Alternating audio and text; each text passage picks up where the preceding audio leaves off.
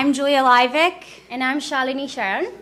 We are the co-chairs of the Fletcher Conference on Managing Political Risk. We are so excited to welcome all of you here to Fletcher today. Thank you so much to all of our attendees and our speakers for being here, despite the snow. Apparently it's easier to forecast geopolitical risk than weather in Boston. Actually not, it's just always snowing. Anyway, I'm really proud of what we do here at Fletcher, and I wanted to host this conference to really establish Fletcher as the powerhouse for political risk, and I'm really excited that we're doing this. I want to thank you especially to my team, all 10 of you who've been working all year to make this happen. Thank you so much for sacrificing schoolwork and time to help us with this. And also wanted to give a special thank you to Munish Puri. He hosted the conference in 2009 and has sacrificed a lot of his own personal and professional time to help us build this. So thank you so much, Munish. A very big thank you to our sponsors for today's conference: Willis Group, Sovereign Net, Institute for Business in the Global Context, the Ferris Center for Eastern Mediterranean Studies, Chicago Bridge and Iron, the International Security Studies Program at Fletcher, Monitor Global Outlook, Risk Books, and S&P. Thank you very much for your support today. I would now like to welcome Dean Deborah Nutter, who is the Senior Associate Dean and Professor of Practice at the Fletcher School. Please welcome Dean Deborah Nutter.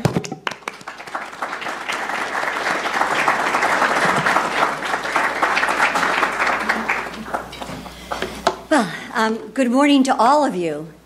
It is with enormous pleasure that I welcome you on behalf of the Dean and the faculty of the Fletcher School on this snowy morning. And as Julia mentioned, it is not easy to assess meteorological risk. Someone mentioned that you should manage it by living in a geodome. But anyway, I'm very, very happy to welcome you to this sterling conference today. Of course, analyzing, assessing, and somehow dealing with political risk has been at the heart of the mission of the Fletcher School from its very beginning. It was founded in 1933, and perhaps the term political risk had not even been invented at that point. But in 1933, many people came together, many minds, many scholars, practitioners, and asked exactly what should a school, essentially of international affairs, have in it. And they came up with this notion of a tripartite curriculum. And it is that tripartite curriculum that today forms the basis of how one analyzes these risks. So those brilliant minds said, of course you must have diplomacy, history, and politics. Of course you must have international law and organization. But you must also have international economics and business. They called it foreign commerce. So in those first classes, there were some people who were going to do foreign commerce in their careers. The majority of people were going to be doing some kind of politics, some kinds of diplomacy. But when they went into the diplomatic field, they knew about economics, they knew about security, they knew about conflict resolution. So they knew about all these things that have now grown within the rubric of this tripartite curriculum. So it is exactly the correct curriculum for assessing political risk.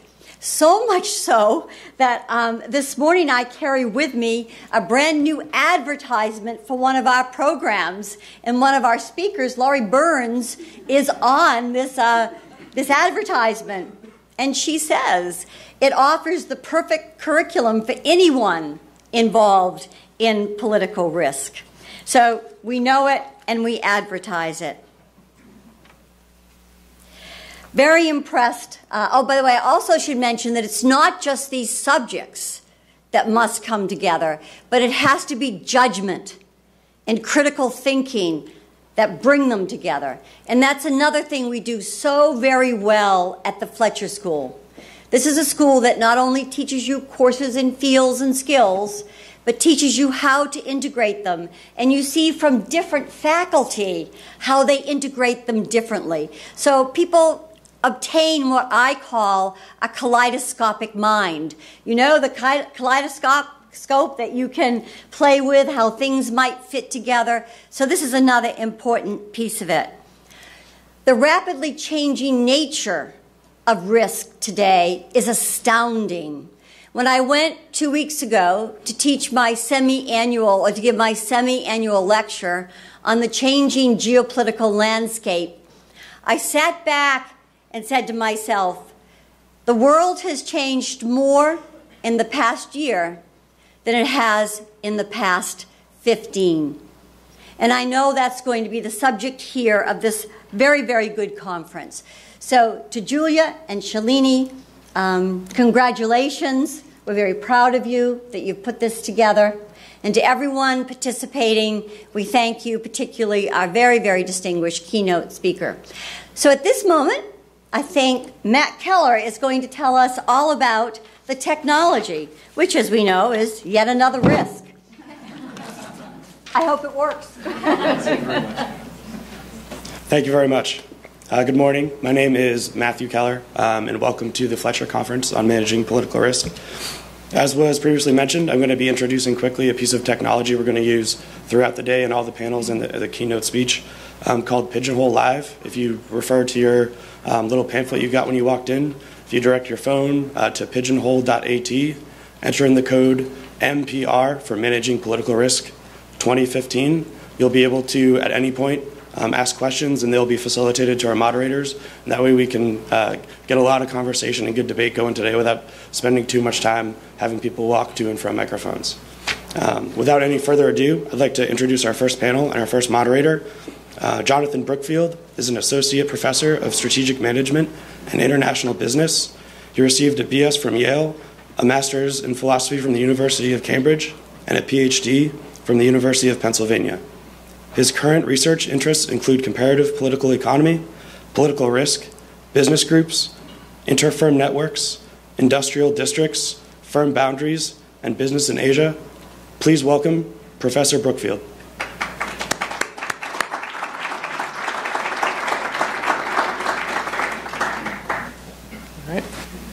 Thank you. Welcome. It's my real pleasure to be here on this Saturday morning. And it's nice to see so many familiar faces in the audience, so that's very nice. It's my pleasure to be the moderator for our first panel today. We have 4 panelists, and we will get to hear a little bit about really change in political risk and political risk assessment over the next 75 minutes. And so with that, let me first just welcome all 4 to come up, and so you can sort of see who you will be getting a chance to have a conversation with over the next hour or so. We have 4. In order of speaking, we have DJ Peterson, Sam Wilkin, Laura Burns, and Dr. David Glancy. These are our 4 panelists today. DJ Peterson, he founded Longview Global Advisors and also led corporate advisory services at Eurasia Group. He worked at RAND, looking at Russia, natural resources, and technology futures. So he comes to us with a diverse and interesting background, and he will be speaking on a number of different topics, including the evolution of political risk. So look forward to hearing DJ. We have Sam Wilkin. He's a senior advisor for political risk at Oxford Analytica, which provides geopolitical and strategic analysis to clients. He'll be speaking about country risk in banking, among other topics. Welcome, Sam. We have Laura Burns. She's a senior vice president at Willis Financial Solutions in Washington, D.C., where she specializes in providing political risk insurance expertise to Fortune 500 clients. She'll be talking about banking regulation and political risk, and we look forward to her remarks. We may also hear a little bit about a political risk tool called Vapor, so we look forward to all these things. And finally, we have Dr. David Glancy. He's a professor at the Institute of World Politics in D.C., and before that, served also at the National Defense University, Booz Allen, the State Department, and the Defense Department. So we're very happy to have him anchoring this panel of remarks. he will be talking about improving political risk assessment, and also he doesn't know this, but he'll also be weaving together some of the themes of the four, and we look forward to that. If we have technology, we have new technologies at our disposal, and we look forward to using them. But we also have seasoned, adaptable, flexible minds, and so between the two, we're going to work on this next hour. For the format, each of the speakers will have a little bit of time to introduce themselves and the topics of political risk that they're thinking about today. We'll go through that. Then each of the panelists will have an opportunity to ask questions of the other panelists. I will step in for a question or two, and then we'll open it to the floor or to the smartphone or some combination ultimately. But with that, let me just say thank you so much for our distinguished panel, and let me invite DJ to come up. Thank you for coming this evening. Today. Good morning. So I wanted to, I think my conversation or comments will be kind of a little bit meta, not just talk about political risk analysis, but also talk about the profession and the business, and kind of weave it together. And I think through that, I'd also like to just hope to convey some of the kind of how we at Longview Global Advisors look at the world or approach the world. And I wanted to talk about 8 trends of how I've seen political risk evolve. And the first one is this notion of political risk as a field, and wanted to thank the organizers and the school for hosting this. But I think it's a really important point, is that when I started in the profession in the mid-90s as a Sovietologist, and I told people, now professors, what I kind of wanted to do. I didn't really actually know what I wanted to do, but nobody was there to tell me, like, here are these career options, or these are these, ways of thinking about the world that might kind of match your professional objectives or your intellectual objectives. And so the idea that there's a meeting here today to talk about political risk as a field it's very formative, and I think it's very important. So that's the first. So there's actually, and you'll hear about this today, I think, is where is the world going from an analytic perspective, from a professional perspective, and from a business perspective. And that's a big, big change. Second trend is the subjects have changed. Again, as I said, I started out as a Sovietologist, and there was a lot of money in Russian studies and Soviet studies. And it was a really exciting time in the late 80s as Gorbachev was trying to reform the Soviet Union. And then, of course, it collapsed and became very dramatic. And then the profession, the business collapsed. And nobody wanted to study Russia. It was years of the country kind of lost in the wilderness, tremendous upheaval. The president of Russia was consistently drunk. And so as an analytic subject, it was pretty hopeless. And what we saw then is Asia and China emerging, and China became the big focus. And this was when I joined Eurasia Group in 2006. It was China, China, China. But then we saw evolution, Latin America and the run that Brazil saw. We saw a lot of questions coming in on Brazil, and then Southeast Asia. And what are the subjects today? It's Africa.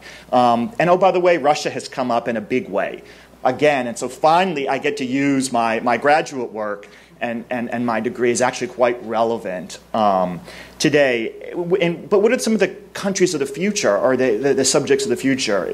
It's Brazil, and how are they going to get through this period? India, definitely the market to watch for the coming 3 to 5 years. Venezuela, because there's probably going to be a crack up, and then what happens? Is there opportunity? And Cuba also as an interesting niche opportunity. Iran, if that opens up. Another big way that the subject has changed, the subject countries have changed, is I've always been surprised by the number of questions I get about the United States. And if you think about it, the United States was the source of global risk in 2008, 2009, and that's a fundamental change. And if you think about what's going on between U.S. and Israel in the relationship, or you think about the Democrats and the Republicans over Iranian negotiations with Iran. That's introducing tremendous political risk right here in the United States. And so I think it's very important to think about developed markets. Spain, I think is going to be a source of risk. And of course, to add on to Greece. So the subjects have changed. And so from a professional perspective, one of the things you just might want to think about is, do you double down on a country? Do you want to be a country analyst? And if you are, you want to be the best on that country. But if you are a little bit more kind of roaming like myself, you want to think about how you can be flexible and change with the markets. Another way to think about it is think about your country in a global context. And I think that's very important. To understand India, the risks and opportunities today obviously is a very important domestic issue, but a lot of the opportunity is going to be driven by what's going on in China or not, what's going on in Southeast Asia. And so think about your countries in a global context. And I think that's something that we've already heard is globalization is very important. You're not just studying a country in isolation, you're studying it in a global context. Third big change, ubiquity of data. When I started, we were reading Izvestia and parsing the words coming out of the Kremlin. And it was textual analysis. And we were hanging on very, very thin data points. We were thumbing through Soviet statistical analysis. That was what kind of my specialty was Soviet data and what's real and what's not. Flash forward to the flood of data that is coming out of emerging markets themselves. They're generating tremendous volumes of data. And then you overlay it with social media and all of that. Big question, though, is that not only are you overwhelmed, but your clients are overwhelmed. And the key thing today is, even in the last 2 years, this really kind of being swamped by data is just really troubling a lot of people. And what do we make of it? And so the key thing is, I think today, is you just can't sell data. You can't sell numbers and information. You've got to sell insight. So think about what is your key point? What is your insight, not what is the data? And when you have your insight, you have to hang it on important data. So you really should think about of all this data, why am I choosing these 3 data points? Why is my argument, help your client understand, walk them through. So it's connecting the dots, and that's very important. Think of yourselves, I think of, what we do at Longview Global is we're a concierge. We get the data for you that you need, that's relevant to you for your situation, for your country, for your company. And so that's very important. You have a very strong strategy for extracting data and then utilizing it and make it very simple for your clients. Another big change, I think, is we transition from the prima donna model of analysis to crowdsourcing. Just think of any big name in the industry, okay? It's I have the unique view on the world. I have a unique take. I am going to kind of scream it out loud. I'm going to talk about the world. I'm the best person on this country. I'm the best person on this subject. And there's those big names and brands has been a lot of what's characterized this profession. And we think of the great lights, we think about George Kennan in the past, for instance, in my field. But again, we think about the ubiquity of information. That also means there's ubiquity of sources. And so there's actually a lot of really interesting opportunities to crowdsource information. And if you think about it, one person often has a chance of getting it wrong. And so you see interesting technologies such as Wikistrat. Obviously, there's the cloud and big data. And so I think it's really important to think about having multiple sources. And that's what Longview is built around, is an expert network of people around the world that we can pull in many different views that we feel is important. So bringing in a multiplicity of views. And again, that gets to the issue of curation. Who are the buyers of political risk? And I think this has really changed. And when I started, again, it was like the CIA. And that was kind of that's where you're going. And they were focused on conflict. And then we saw, capital-intensive firms, mining companies, oil companies, buying it. And they were thinking about expropriation oftentimes. And then, 10, 15, 20 years ago, we see asset managers as EMs and sovereign emerging market sovereign debt and currency trading. has become more important. Now, it's really interesting players are consumer retail companies, but they're asking very different questions. It's not about oftentimes expropriation of a facility. It's more about brand risk. You see technology companies and pharma and life sciences. It's really about regulatory risk, or the reverse, which is a license to operate, a license to sell your product in these countries. And then finally, professional services, providing the services to all of these companies. And so the buyers are evolving, and it's very important is that the language is very different. The way you talk to an oil company about risk and political risk is very different than you talk to a consumer company or you talk to a pharma company. And so the language of political risk is diversified, and it's really important to speak in the language, and I think we'll hear this in banking, insurance, very, very different languages and points of study. And so think about the diversity of the profession and the language in the profession. The client questions have become much more complex. You know, it was not too long ago, you just had to point to the country on the map and say, this is the country, and say a few facts, and that was enlightening to clients. And for some clients, that's still actually very valuable. One client, they global bank, and there were some upheavals, you might recall, several years ago in Kyrgyzstan. And there was all of a sudden, you know, tremendous hubbub in the company about Kyrgyzstan and our exposure to Kyrgyzstan. And it really, you had to pull out a map and say, no, our exposure is in Kazakhstan. And that is a different country with a very different profile. And so sometimes it is very simple, but what we're finding is that the questions are getting much more complex. And I think, so global intelligence, that's one of the kind of, what a lot of us do here, or a lot of us interested in, and this is certainly a key service of Longview. We like to take it a little bit further to what we call thought leadership. We talk in frameworks. We help our clients think about frameworks. Because I feel prediction is very, very dicey. People say, well, what's going to happen in Russia? And I say, well, I don't want to tell you what's going to happen in Russia. What I'd rather share with you is a framework, how to think about Russia, how to think about how the Kremlin is approaching the world, or how the Kremlin is approaching Ukraine, or how the Kremlin is approaching Europe and the West. And then they can run their own data through it. So we feel like, you know, think about frameworks. How can you help people understand the world? As opposed to giving them data points. Because I think that's the level of sophistication is much greater.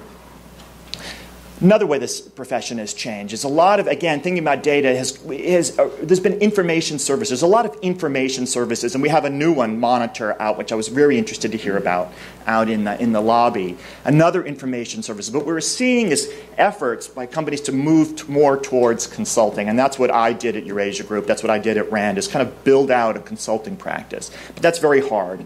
And there's a real difference between providing information and providing consulting services. And you also see consulting firms trying to get into the political risk arena. And I think that's been a little bit challenging. They have strong consulting abilities, but their understanding of politics is often very, very thin. And so thinking about marrying these two, that's going to be an ongoing and very interesting field. Finally, last point. I never use the word political risk. I stay away from it. But it's also because where I sit in the profession. Political risk is really important if you're a risk manager, if you're in insurance. And it's a great time to talk about risk, geopolitical risk. I mean, it was on the headlines of the FT. It was all over in the discussion at Davos, geopolitics, risk. And so I think it's very important, and there's opportunities to capitalize on that today. But there's also a whole nother world out there called opportunity. And when you're talking to CEOs, when you're talking to boards, when you're talking to strategists, when you're talking to business developers and country managers, they're focused on opportunity. In some ways, it's cost center versus profit center. You can think about it that way. And so when you talk about risk, I think it's also important to talk about opportunity. I started this profession, and you know, you do the around the world tour, and you know, what's the around the world tour today? It's like Iran, Israel, Somalia, Yemen, Brazil, and everybody's like, oh, you know, you get these kind of negative, and people are like, you can actually invite paralysis, and you don't want to have you're walking out of the room saying your client's feeling paralyzed. You actually want to empower them. So it might be about having the right insurance solution, but think about empowering, enabling, coming to the table with solutions to manage risk, or what we talk about is global trends, and just thinking about, so it's risk versus opportunities.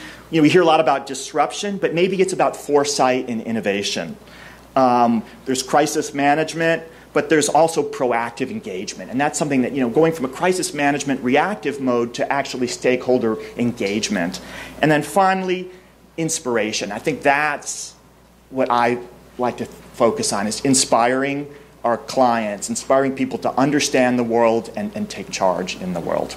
Thank you very much.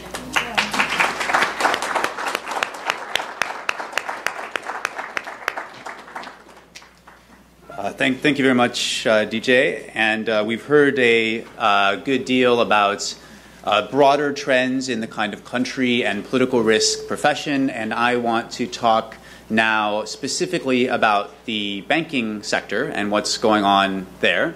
To do so, I will refer occasionally to this book, Country and Political Risk, mainly, of course, in a shameless effort to promote the book, because I edited it, and it was published a couple weeks ago, but also because most of the 14 chapters in the book were contributed by country risk managers at various global banks, and so rather than hearing from me what's happening in country risk assessment and banking, you can hear it from them.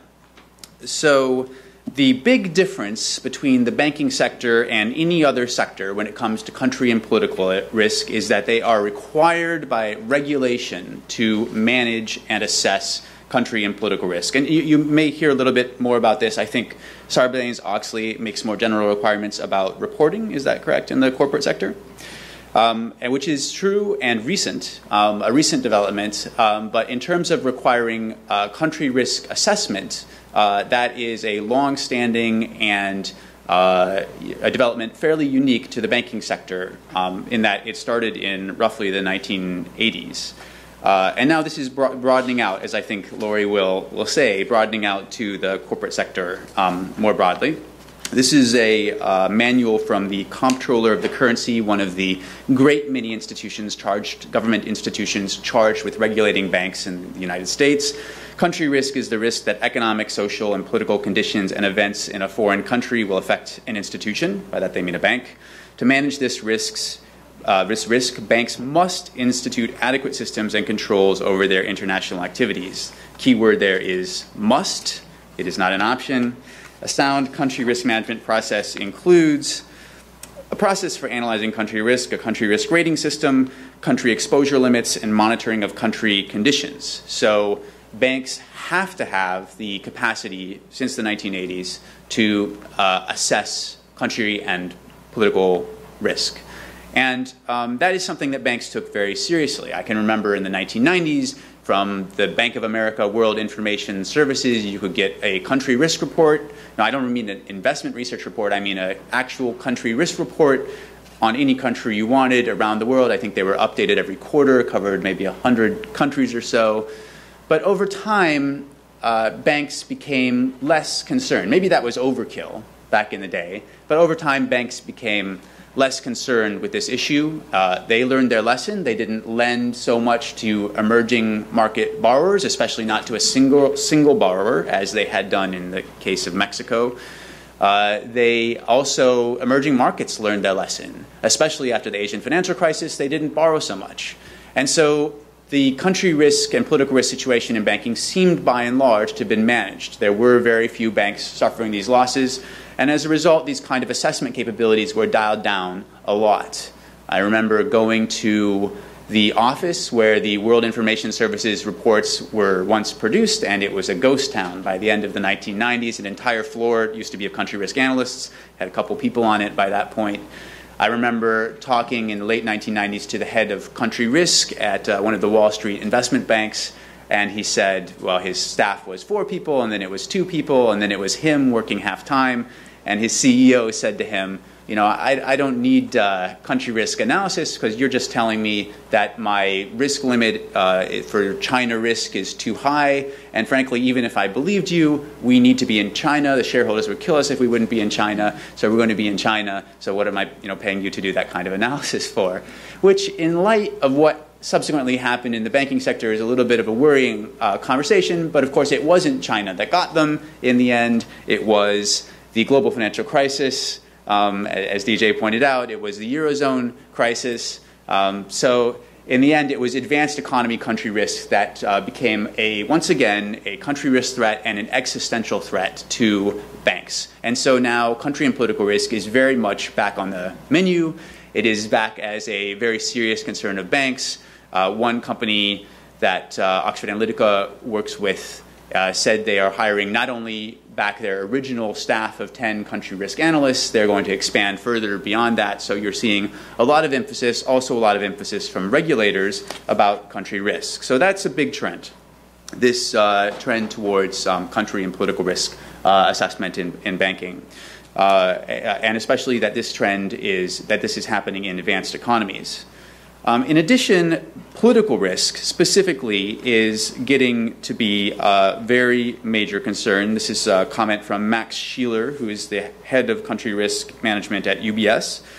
Apart from the reemergence of sovereign risk, creditors and investors have also been reminded another important component of country risk, namely political risk. He talks about the Arab Spring, Ukraine crisis, Thailand. He says, these came as timely examples of how quickly and drastically the political environment can change with the significant adverse economic impacts accompanied by a deterioration in these countries' credit profile. Now, that comment should tell you something, which is that when a banker says political risk, they mean something slightly different. When Lori talks about political risk, she's usually referring to the kind of insurable risks like sovereign default or exchange transfer risk, expropriation. But when a banker talks about political risk, they're talking about political events that may impact economics or drive credit risks. So it's a different type of risk, but geopolitics are increasingly important. And they're important for another reason as well. This is from Victoire de Groot, who is the head of country risk at HSBC. She says that, sorry, wrong quote. She says that country risk analysts have also broadened their approaches to political risk. This change has been spurred by the latest crises, during which time creditor and international institution perception of a country's governance, compliance with international rules, and general transparency became a key factor in acquiring necessary external support. In other words, surviving in today's global economy often means getting a bailout from somebody, and the quality of governance in a country has become a very important factor in whether a country receives a bailout. So that is another reason that bankers are looking increasingly at politics. Not just the case for emerging markets receiving a bailout from the IMF, but especially for Greece. Obviously, this is a huge concern and current concern for Greece, whether Greece's governance makes it possible to bail Greece out effectively. A very big concern now for the European Central Bank, Europe, and the other institutions involved in working out a bailout for Greece. So that's another reason why political risk is really important.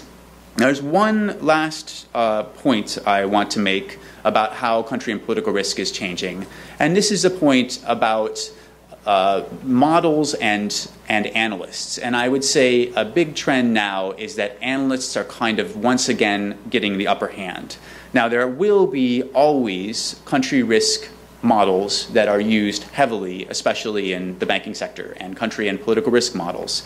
In the book, some Italian academics introduce an early warning system model for sovereign risk crises in advanced economies, which they note have very different drivers from crises in emerging economies. Lori, I think, will talk about a model which I worked with her on as well, a VAPOR, which is a system that values political risk, and that is a model that based on catastrophe risk models and looks at geopolitical event risks and insurable types of political risks. There are also other impetuses towards models, other reasons why models are being used. Paul Domjan, who works for Rubini Global Economics, this is actually a competitor to Oxford Economics, a company I work with closely, so I don't have to say anything nice about Paul, but he does make a couple very good points. One is that regulatory changes in the financial services industry requiring firms to take a more model-based and quantitative approach to measuring risk. This is very true and looks unlikely to change anytime soon, despite the changes since the global financial crisis. He also notes that organizational structures of country risk teams tend to drive a preference for quantification. Since the financial crisis, many organizations have been developing or expanding their country risk functions, as I said.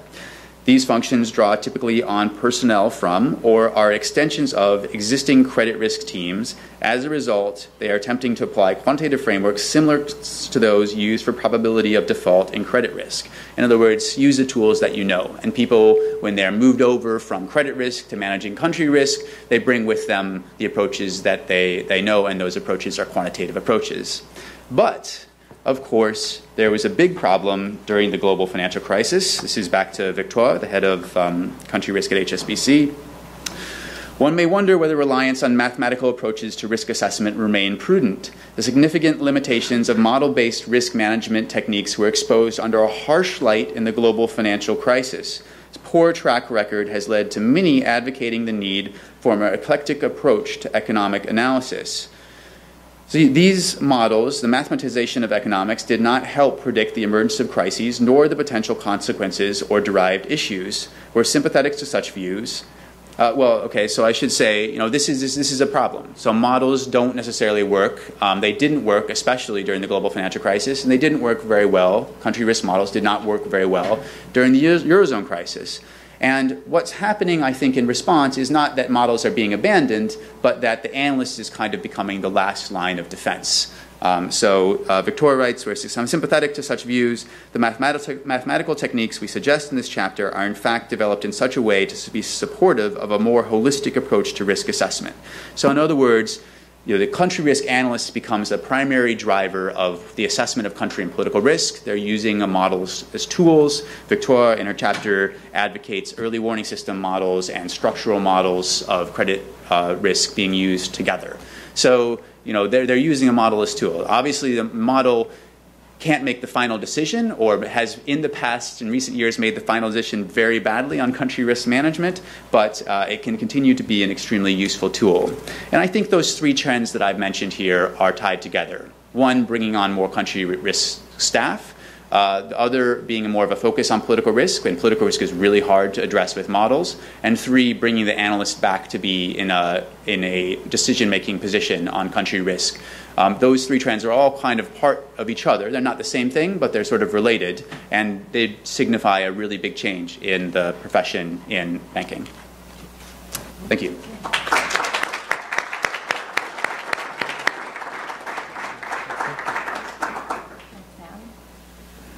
Good morning, everyone. And I have to say before I start that it's very sort of heartwarming to be here today, because I came here in 2009 to the last political risk conference, and it actually was a very sort of opportunistic event for me that day. So I came in wanting to just learn about political risk. And I met someone here, Julie Martin, who had worked at Marsh & McLennan, who hired me after meeting me here and having a few lunches and expressing that I wanted to get into the business. And I also was exposed to Fletcher's GMAT program and ended up applying and enrolling. And very much indeed that curriculum has become a compass for how I conduct political risk assessment with my clients, and very much a part of how I think a lot of people should look at political risk, which is an interdisciplinary perspective with that kaleidoscope that Dean Nutter mentioned. So with that, I'll start by saying, so our position, Willis, on revolutions in political risk assessment is, by no coincidence, very much a reflection on where we sit.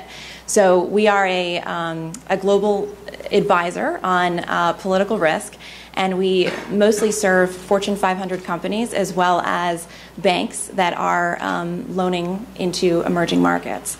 And because we are client-facing, and some of what we heard about before, there's this sort of shift from being it's a different consumer of intelligence, of political risk assessment, that I think instead of being sort of a subject matter expert, our clients ultimately are looking for actionable data. They are opening up a plant in Malaysia. They're thinking about whether Eastern Europe is still a safe place to invest with the aggression of Putin. They're looking for actionable information. And generally this consumer, meaning the risk manager or the CFO or the treasurer or the CEO or the board, are not particularly schooled in political risk. So they're really looking for some prescriptive data to help them and coach them and guide them. And I will say, getting to the point before of just the evolution of who is the consumer here, I think absolutely I agree that it used to be the extractive industries, that they were the ones that it was sort of in their DNA to go to these far-flung places in the world. But in the last 20 years, with the wave of privatizations and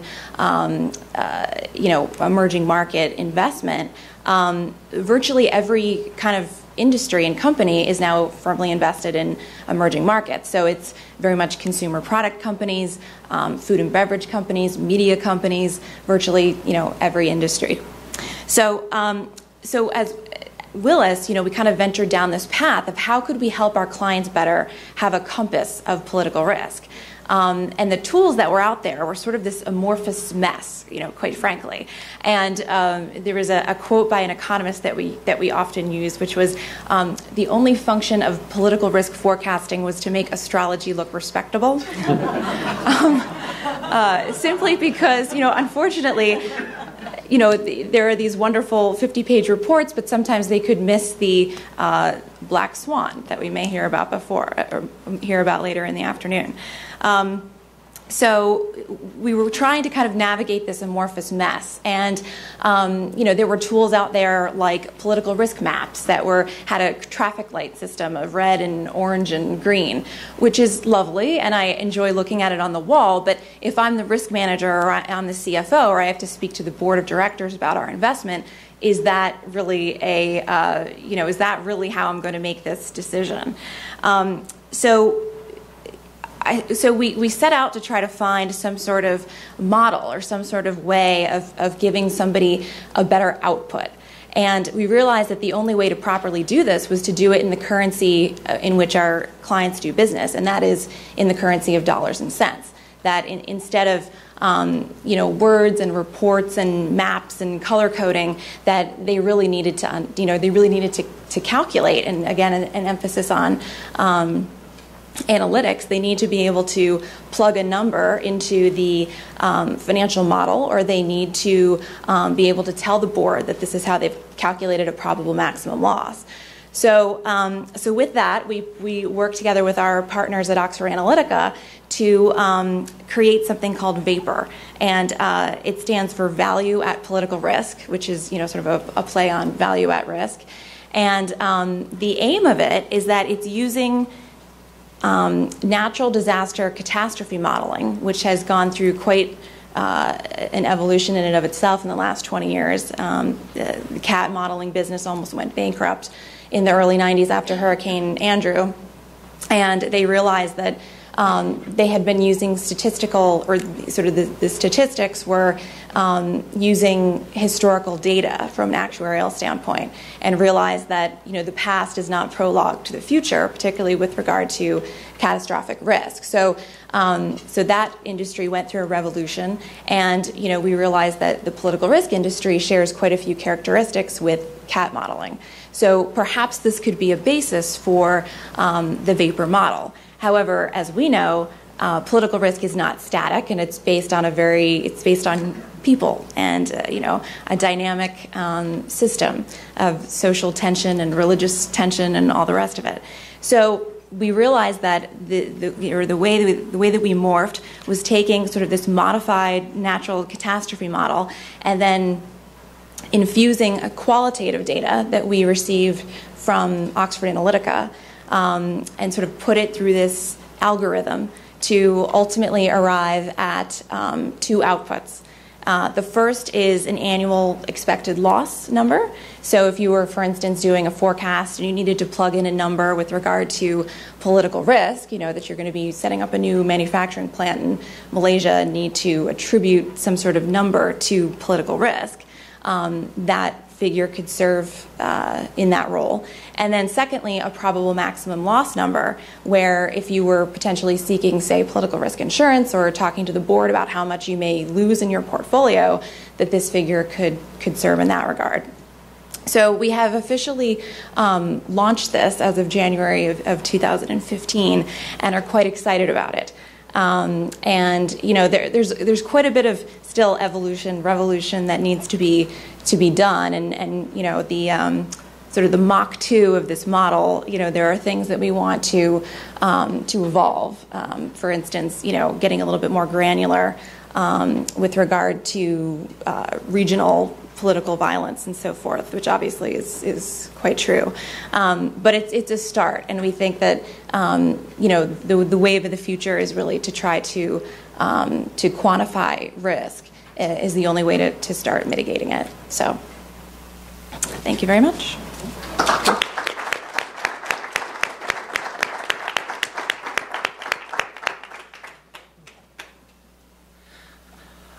Thank you. As you'll see, I think we'll tie these things together pretty well, and we did not coordinate beforehand. This is all, but I think you'll see some similar themes that you've already heard and that I'll talk about today as well. It's a pleasure to be here. I want to thank the organizers. It's a lot of work to put this on, but it's really a big and important conference. And it's great to be back at Fletcher. It's always good to return to Medford, even if it is snowing in late March. I'm going to be talking a little bit about political risk and how political risk assessments can be improved in the broad sense. My view on this has come from my experience doing political risk assessments, also doing research to put together a political risk and forecasting class that I teach, and then also looking at the consulting, strategy consulting industry and how strategy consulting has evolved in the last 50 years. I think there's some real lessons that can be learned from strategy consulting and how it's both an academic field and then also a consulting industry that's fairly large. There's been a large explosion of political risk firms, especially in the last 20 years, and there's a lot of folks doing political risk analysis in a lot of different ways. And I think that's one of the challenges. How do we actually build a foundation, build better understanding of best practices? And I think if we follow these steps that I'm talking about as a political risk community as a whole, that would in total lead to something of a revolution for assessments. To do this, I think we need to do three things. Improve the quality of assessments, so improve the quality of individual assessments. Also have a better process of incorporating new technologies, new and innovative methods into the field. And then also third, adding economic and financial impacts to the political risk assessments. To do these things, I think as DJ had mentioned, it's really important to think about political risk as a field of study. If you think of it as a field of study, it's not just a consulting activity. You have to do research and actually build a knowledge base to support it. So improving political risk assessments, I think most everybody here would agree that the quality of political risk assessments varies greatly between the many firms that do political risk analysis. This is for a number of factors. There's no core methodologies that are used and applied, I'd argue. Also, there's no framework paradigms for which methodologies work best for answering with certain questions or work with certain industries. And then third, the quality of analysts varies quite widely as well.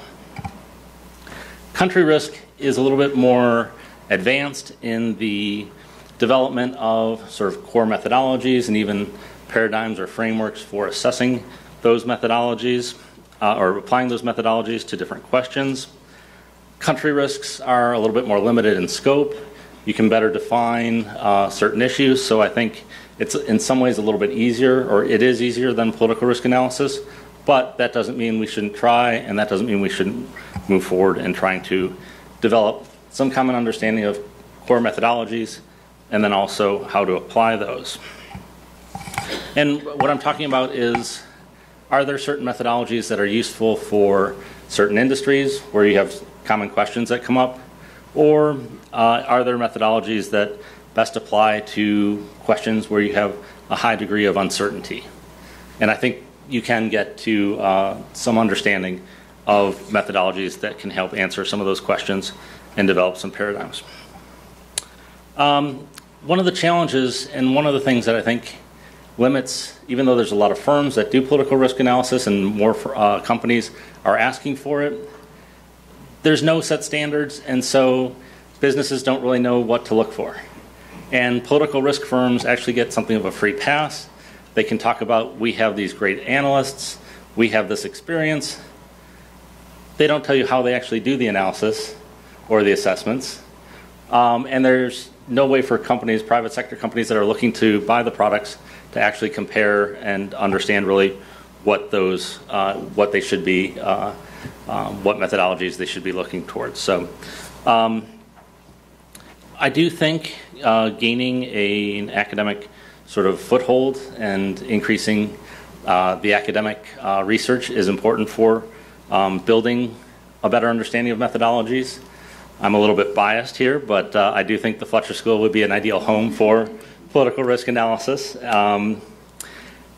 From the strategy consulting side, Harvard Business School became the hub and really helped lead an explosion of strategy consulting in both the private sector and then also the academic research in that area. So I think Fletcher could be along those lines as well.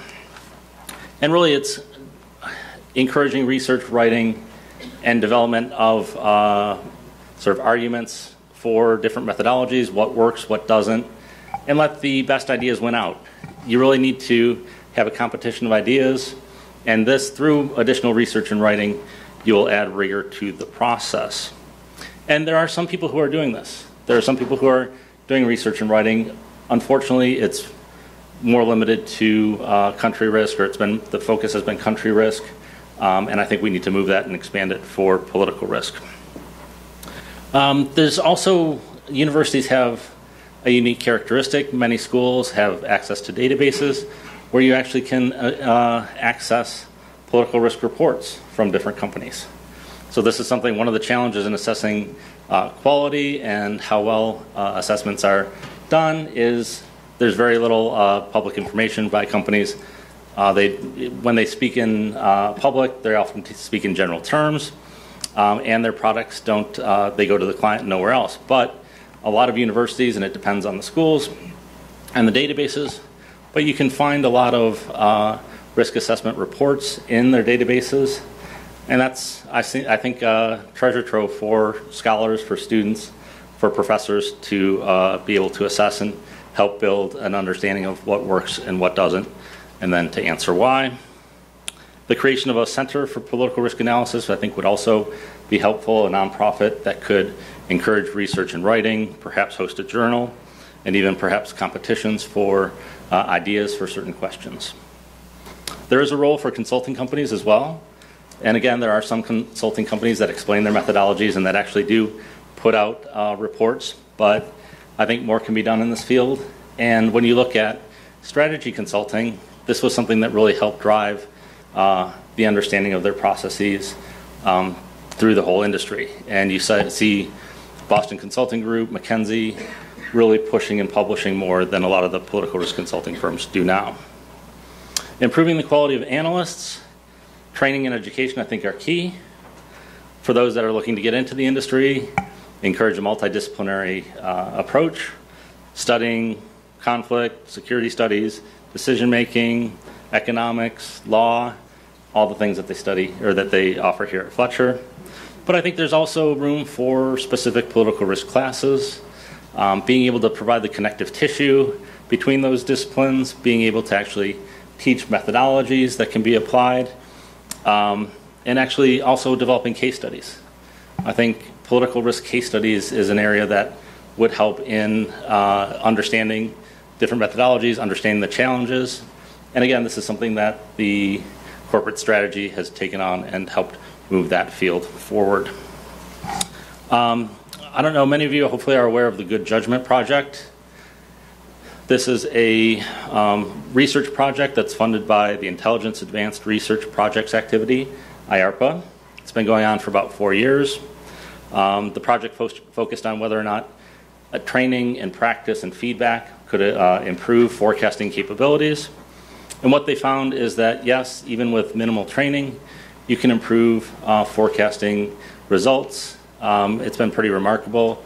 And from what I understand, they actually can do another overlay and have been actually more successful in their forecasts that the government does than when they actually use their intelligence agencies. So you can, and the results have been sustained, so it's not just a one-off. You've actually had improvement and sustained performance. So I think learning from the Good Judgment Project, and then also from my experience teaching a course on political risk and forecasting, you can help improve the abilities of analysts and for students who are looking to be better analysts. Incorporating new methodologies and ideas. DJ talked about the proliferation of technology, data. I think it'd be helpful to have, you focus on your core, you get core methodologies, better understanding, being able to actually incorporate and have a process, possibly through a center, through academic research, to be able to bring in new methodologies at the start. So when you have new ideas, people have ideas or methodologies, what are the strengths? What are the limits? How can they be applied? A lot of these methodologies and technologies need to be tweaked a little bit to actually address political risk questions. So being able to do that up front and having an academic center or sort of nonprofit center would be a key and a hub for these.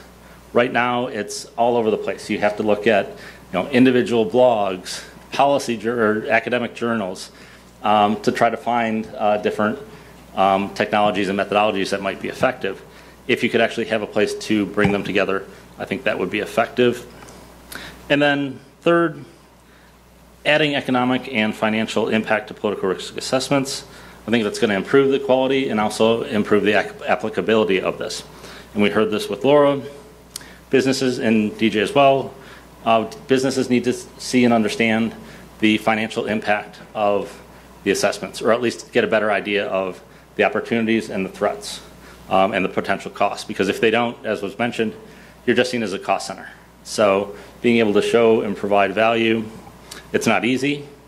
Trying to figure out the cost associated and the financial impact associated with political risks, not well defined right now, but I think that's also an area where academic institutions can really be helpful, working with professors between sort of business economic side and the more security foreign policy side. And it's important to really show the benefits. And again, this is strategy consulting really took off when they were able to show concretely how their ideas and their frameworks really benefited companies. And while there's been a lot of firms turning to political risk, and you read the Financial Times, a lot of the newspapers over the last year, political risk is a major concern for companies and a lot of different companies around the world. One of the challenges is actually getting them to use political risk analysts. There's a study a few years ago that looked at a couple hundred companies. How do you deal with the new political risk challenge? Only 18% of them said that they'd increase their use of political risk analysis. Avoiding investments, diversifying, decreasing the investment in risky countries, even using sort of local partners came ahead of using political risk analysis. So I think there's work to be done. Appreciate the folks putting on this conference. I think this is moving in the right direction. Thank you very much.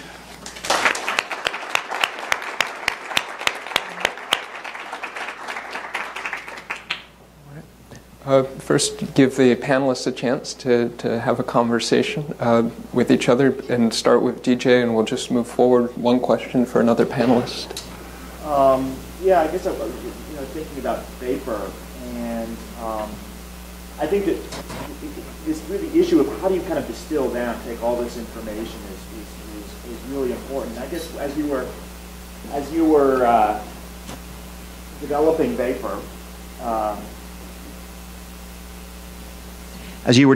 Vapor, the issue of complexity, and you talked about putting a dollar sense. Can you think about maybe describe your strategy about thinking, how do we take all this information and distill it down? Like, what were you thinking in terms of your clients and what was needed out there? I think it's a really important process, analytic process.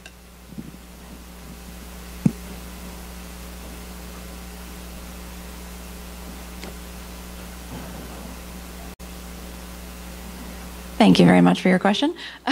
So it is a challenge, and this is why actually. So we've been working on this for 4 years. So lots of times going back to the drawing board, wondering whether this can be achieved. And I think it's a model, and so what's important, as with any model, is that it's based on a series of assumptions. And we made several assumptions when we put together the model.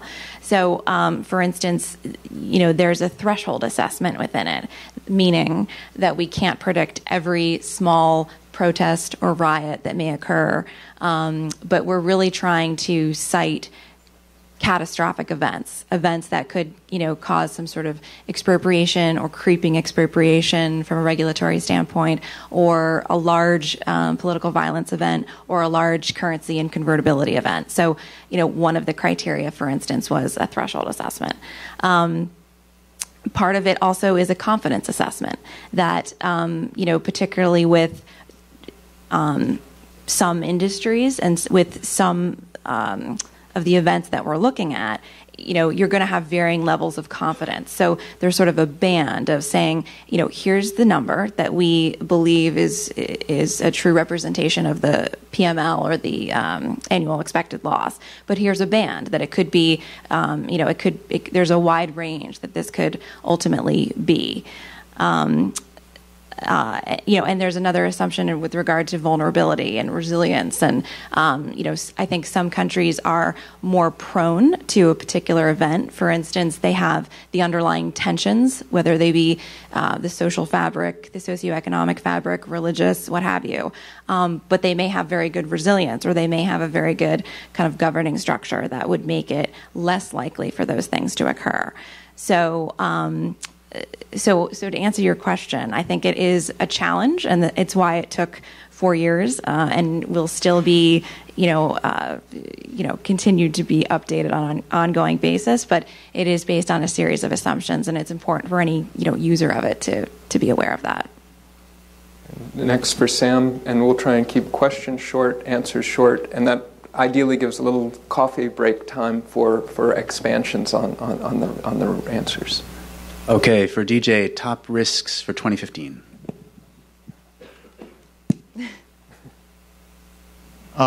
Several. I think we've been, Russia and Ukraine consistently surprising on the downside. So I expect more downside. Hope against, a lot of people are hoping against hope. But I do, the Kremlin, Putin has injected a lot of instability that they don't necessarily control, or they've given the whole conflict a dynamism that they don't necessarily control, or it's gained its own momentum. And if you listen to Putin's speech the other day, he imparted a lot of energy into that dynamism. Iran, I think, has a really big opportunity to surprise on the upside, but also on the downside. And there's a lot of hope. That there will be a fundamental solution to this major geopolitical risk. And again, if you look at what's going on in the U.S. Congress, if you look at what's going on with Israel, if you look at, of course, with what's going on in Iran, there's a lot of potential for this not to work. And I think there's been a lot of hope, expectation that there's going to be a solution. And again, it could surprise on the downside. I'm thinking about opportunity. Again, the market to watch is India right now. It's the only big market out there that has an interesting narrative. We have China kind of on a gradual decline, and there's a lot of eyes on China. But there's also a lot of people are hedging right now. Obviously, Brazil is off, kind of taken out Russia is out. So there's a lot of attention on, and the big question is what can Modi achieve, and what is the time frame? Because it's probably at least a 5-year process. Southeast Asia, also a lot of interest on the upside in places like Indonesia, Philippines, and just ASEAN in general. So those are some of the things we're watching. We're getting a lot of questions on Turkey and the downside, or where is it going? Laura? Okay, I have a question for Sam, which was sort of just a revolution of how political risk events have changed over time. That, in the 1970s, we say that was kind of the era of expropriation, or the 60s and 70s, kind of the post-colonial era. And it's sort of a common belief that that era is over. And so the new era is now this sort of creeping expropriation. So it wouldn't be sort of a Hugo Chavez outright expropriation of the Heinz ketchup manufacturing plant, but more so sort of a regulatory issue, even like what we've seen with Putin and its actions with McDonald's of finding all kinds of health violations and so forth, sort of this chipping away of death by 1,000 cuts. But I am actually sort of curious, just with Putin's sort of regression back to Cold War thinking. We've seen him visit Latin America, and there's sort of this, the petrostates are going through a very challenging time with their economics. Do you think that there could be a resurgence of the sort of original type of event? Yeah, that's a very good question. My concern is, in terms of the type of political risks that are coming around, less expropriation, although I do think that's something that kind of happened when oil prices were really high, and we saw a bunch of expropriations in Venezuela, Bolivia, Kazakhstan, around the world as countries seize these increasingly valuable natural resource investments. What has started happening in obviously in the advanced economies in Europe is sovereign default. That's become like the big risk. And now with oil prices collapsing, you have to worry. You mentioned Venezuela. You have to worry. You mentioned Russia. You have to worry about sovereign default surging again in the emerging markets and becoming a major risk. And you remember the big thing that touched off this regulatory focus on country risk management in banking that I mentioned was the Latin American debt crisis, which then spread globally, and that was touched off by a collapse in oil prices. So oil prices collapsed, and as a result, Mexico defaulted, Brazil defaulted, all Venezuela, Chile, Costa Rica, Philippines, defaults all around the world, and it really threatened the U.S. banking system. And now oil prices have collapsed again, and the question is, are we going to have another wave of sovereign defaults like we saw when the oil prices collapsed before? So the type of risk I'm most worried about now is really sovereign default. Yeah. David? Laura, I'm wondering how many countries does Vapor cover, and is there plans to expand it? Okay, good question.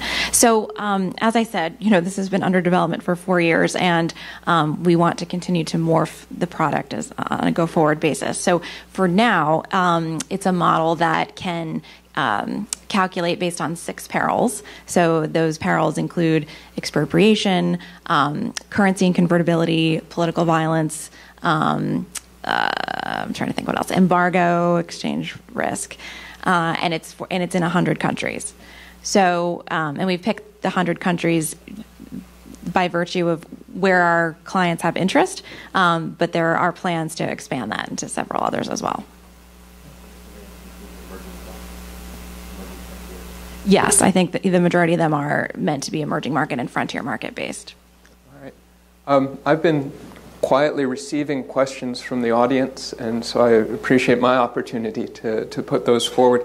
I'd also just like to make 2 points, having heard the panels today. There seem to be at least 2 really important points. In the audience, there was a question, what is political risk? We've had a whole conversation on it, but help me out a little bit. And in class, what I say is political risk is the risk associated with political events. And that begs the 2 questions then. What do you mean by political events? I use that to distinguish between not just government action, although that's a regulatory aspect, a really important part, the other events that can happen in a country that are also sometimes even more important. And then the question is, what do we mean by risk? And this is a critical point because I think this this actually pushes some of the difficulties we have with the subject, because on the one hand, we talk about risk and opportunity as if those are the two distinct things, but then actually from a finance perspective of risk, the two are welded together. And so there's a big difference between the way we use the word risk in casual language and the way it often becomes used quantitatively when you begin to measure things. Finance idea of risk is really a notion of volatility. So you have a mean, and when things can deviate really far from the mean, that's when we know we have risk. Now, the interesting part about that risk is that word risk absorbs the two ideas of what we tend to use as risk and opportunity. It looks at it incorporates both the downside and the upside. And so in that case, volatility. But how often do we talk about windfall gains as political risk, right? And so that just kind of shows the mismatch between sometimes the way we measure things and how we talk about things, but all really pushes DJ's point that, there's not just a downside there are upside issues too, and you really want to make sure you get them at some point. So that's the first part. Second is a lot of the conversations have had a discussion about the role of the analyst. And this is important, right? At one level, it feels kind of glib. We've got the models over here, and we've got the analyst's individual intuition and insight. Is one right, one wrong? And that's there is an aspect of that conversation, and glibly we'd say, all right, well, maybe it's models on this side, individual intuition on this side, and in between we have frameworks. So if we're trying to please everyone, let's shoot for frameworks. We've hit the happy medium. But the other, and then I would say, and in my class, when we talk about political risk, I throw up a framework and I say, if you can just think about a country, you could do worse than thinking about the internal and the external, Main Street and Wall Street. If you can keep these four ideas in mind, you can get a lot to understand, right? Okay, but it's not just, that's too simple. It's not just models versus the individual analyst. Part of it is about the way in which you understand your world, right? And so DJ's point is the analysts, they do all this thinking. Sometimes they go to graduate school, they talk with lots of people, and they come up with a personal view, which at the end of the day is invaluable. Another way to think about the world, of course, is the idea of the wisdom of crowds. And so when you talk about crowdsourcing, the idea is when you actually receive the source of that, there's something good. At the one level, we know that must be true because markets are an aggregator of individual opinions, and those are really important indicators of where things go. We also know that sometimes they're bubbles, right? So how to actually find the right zone between absorbing all the wisdom that's there and not falling for the moments where actually the general trend is actually lemming-like about to go over a cliff.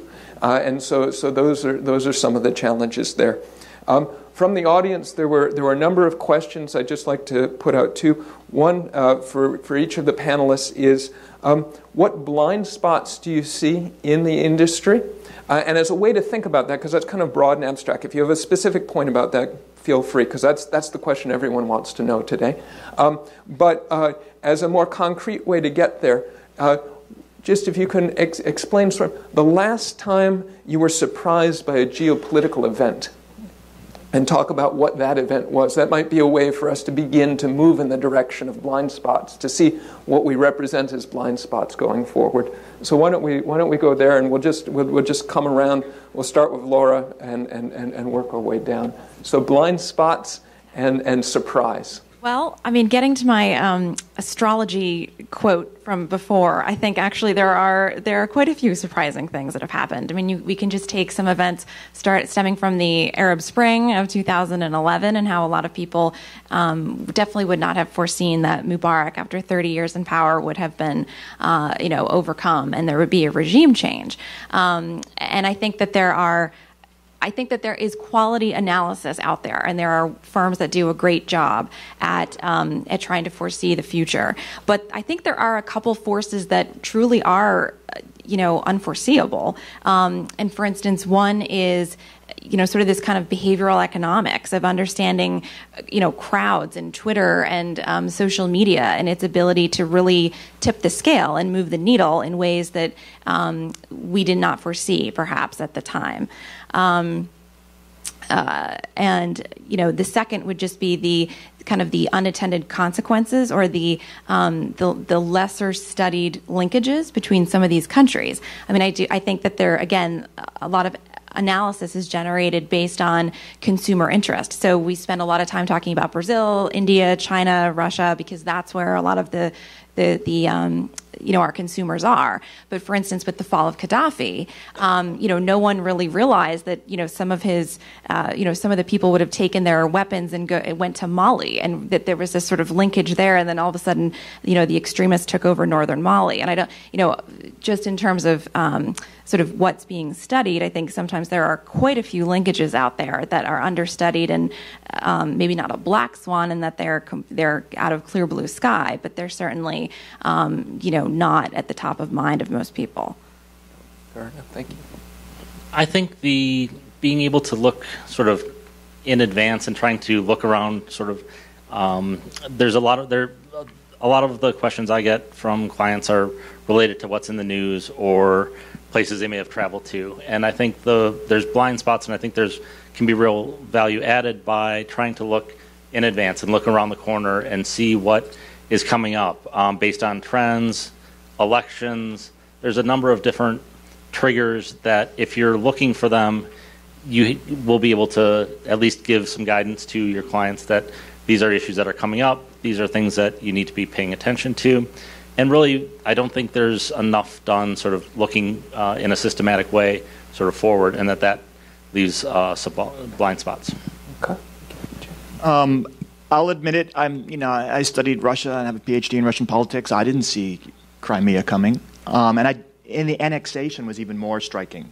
How fast it was and how absolute it was. And what I tell clients is political scientists, two things we can't do: predict wars and revolution. And again, thinking about the Arab Spring in Egypt, the CIA didn't see it coming. Mubarak didn't see it coming. And the Islamic Brotherhood did not see it coming. They were surprised. So it's very difficult. And I think one of the things I've learned from my good friend and colleague Ian Bremer was you never see him put a prediction and a timeline.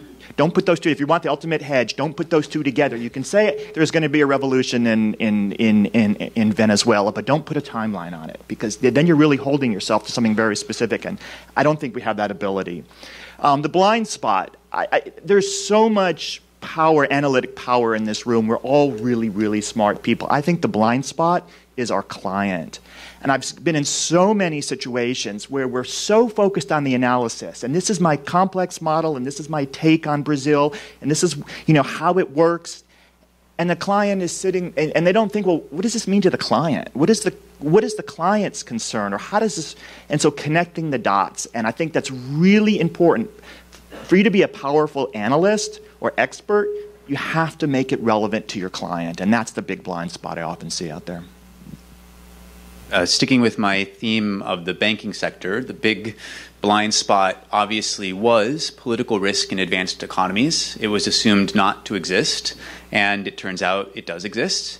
Oddly, it is still a blind spot in that regulation stipulates that home country debt, sovereign debt, is risk-free. So when an Italian bank holds Italian sovereign debt, it's risk-free by regulation, which it is obviously not risk-free. So weirdly, even though we know it's a blind spot, it's still a blind spot. So it's still a valid answer for that reason. Or we might say it's actually been fully explored by the government, and they've decided what works well for them. So that's fair enough. One other question I wanted to get out there is this question of risk and where it gets analyzed. And so if you might be able to say a few words about how it is, the radical question would be, is there room for risk consultancies in the future? Or is it going to be that clients will actually take the risk analysis in-house? When does that transition happen? And what are the trends between the question of using external providers and doing the analysis in-house? If you might want to say a few words, I know the crowd would appreciate. I'll just say a few words. As I mentioned in my opening comments, there's definitely a growing sophistication in the buyer community, but there's a whole spectrum.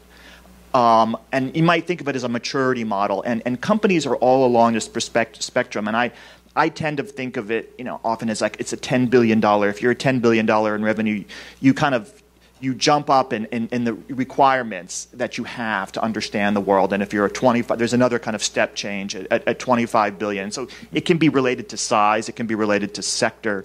But one of the things oil companies are big buyers of political risk advisory services because they actually want multiple sources of information. They want the in-house team, they want the external team. I think really sophisticated consumers want a range of views, both inside and out. The people who tell you, we've got this covered, maybe they do. Maybe they're really, really smart.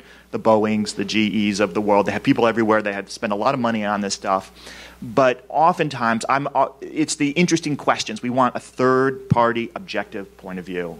And it's always going to be there, I think. I think it's symbiotic. Like it's, when you have bigger country risk analysis departments, and when you have people who are employed to manage political risk, they need something to analyze, and so they tend to buy more analysis from external consultants. So I think as the in-house capabilities grow, then companies actually start to use more sort of risk consulting. I think it's a challenge to the companies that, where do you put the political risk team? I think, tied into the strategy, CFO type aspect, a lot of them. I know a number of companies that they're tied to because of the regulatory issues involved. They're sort of buried under the legal departments and for regulatory issues, and that's one part of it. But trying to raise other political risks up in such a structure is really difficult. So, educating the leadership. I think there's also, a lot of companies, because it's more tangible, they deal with security issues, intelligence, sort of operation security, and trying to move from sort of reactive operational tactical security to a broader political risk. That's a challenge to kind of move the leadership and their mindset around, okay, we can actually do more than just sort of tactical intelligence type activities. So where it falls in the organization is important. Ideally, I think in-house is better because you really get to know all the aspects of the business, or you should be able to. And as was mentioned before, knowing your clients, knowing what their questions are is hugely important. And if you're on the inside, that gives you, at least theoretically, better access. Whether or not bureaucratically you get that, that's another thing to be seen. The other question is, how do you actually bring in information and intelligence that could help your political risk analysis from the regions where you're operating? Oftentimes, people with a lot of local firsthand knowledge, they're on the operations line. How do you actually get that information and move it over to a political risk shop instead of, the manager of a plant, he reports through line operations often. And there's not, so getting information that could be useful over to political risk shops is a challenge sometimes. Go ahead, please. Yeah, just a couple words. So I guess I would say I think something very key is that people that understand or people that take courses in political risk, I don't think it should be limited to, the analyst or political risk sort of career path world, but really the buyers of political risk insurance or asset managers need an education in political risk assessment, sort of a mini GMAP or mini Fletcher background in order to make an intelligent decision. And to your point, I think there definitely needs to be, in terms of the in-house function, kind of a role of the enterprise risk management approach where they take people from legal, finance, social corporate responsibility, operations, and that they're all speaking, because oftentimes they have quite a bit of information and are not communicating it even within the same firm. And the last point was simply that I think it's important to have a range of opinions, because as we've seen with sort of trader bias or recency bias, where you stand depends on where you sit. And, a London-based opinion from a London consulting firm with sort of a world view is going to be very different from someone on the ground who's actually, in Tripoli, who understands what's going on block by block.